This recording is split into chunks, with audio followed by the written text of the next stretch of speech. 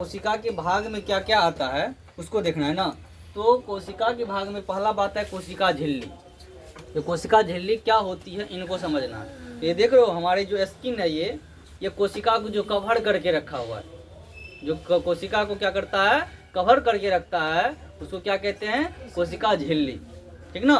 तो हमने यहाँ लिखा कोशिका जो है कोशिका झिल्ली कोशिका के बाहरी हिस्से में पाई जाती है। मतलब कोशिका झिल्ली जो है ना कोशिका के बाहर में पाया जाता है। ये बाहर में है ना, ये त्वचा जो यही है क्या है कोशिका झिल्ली है। जो कोशिका के बाहरी हिस्से में पाया जाता है उसको क्या कहते हैं कोशिका झिल्ली कहते हैं। समझ में आ गया।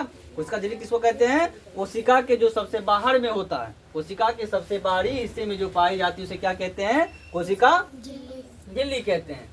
कोशिका झिल्ली कोशिका को बाहरी वातावरण से सुरक्षित रखने का कार्य करता है। मतलब जो है कोशिका झिल्ली जो है कोशिका को बाहरी वातावरण से क्या करता है सुरक्षित रखता है। अब बोलो सर सुरक्षित कैसे रखता है। जैसे हमारा जो स्किन है तो हमारे शरीर के अंदर बहुत सारे ऑर्गन है ना, अंग है ना, उसको क्या करता है स्किन सुरक्षित करके रखता है इसको को।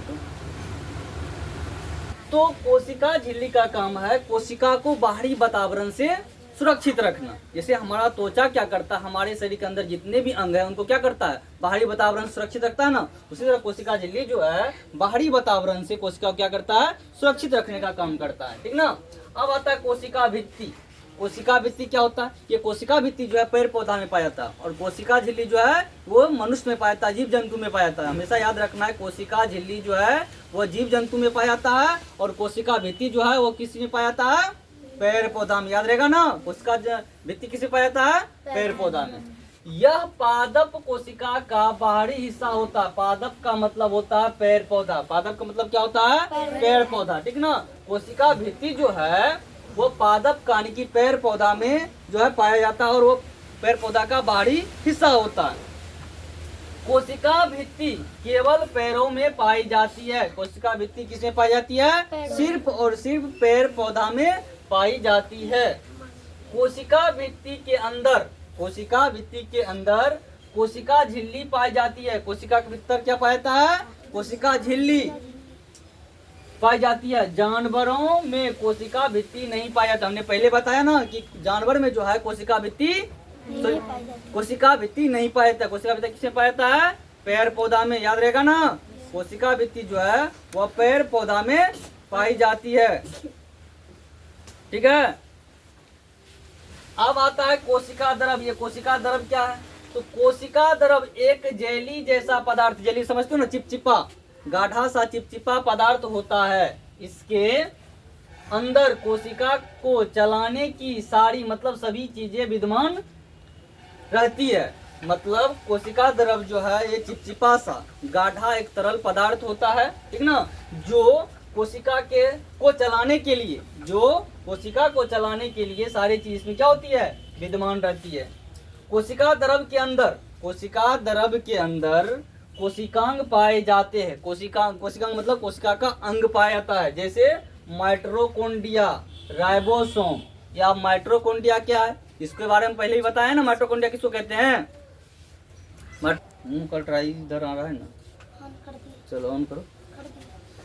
तो अब देखो हमने क्या बताया माइटोकॉन्ड्रिया के बारे में। जो हम भोजन करते हैं तो वो सारा का सारा भोजन एक ही बार में नहीं पचता है, जितना जरूरत होता है वो पचता है और एक्स्ट्रा भोजन क्या होता है एटीपी के रूप में जाकर के जमा हो जाता है। जब हमें जरूरत पड़ती है जैसे फास्टिंग वगैरह करती है ना, तो फास्टिंग वगैरह हम क्या करते हैं हम लोग तो भोजन करते नहीं है, तब क्या होती है एनर्जी की जरूरत होती है, ताकत की जरूरत होती है ना। तो वही क्या होता है ये माइटोकॉन्ड्रिया में जमा रहता है जो ये भोजन वो क्या होता है ग्लूकोज के रूप में टूट करके फिर हमारे शरीर में क्या करती है ताकत देते रहती है। तो हम लोग कहते हैं एकदम भर दिन एकदम ठीक ठाक है, कोई तरह का परेशानी नहीं है, क्योंकि वो हमारे शरीर में पहले से क्या होता है एनर्जी के रूप में एटीपी में क्या होता है स्टोर रहता है।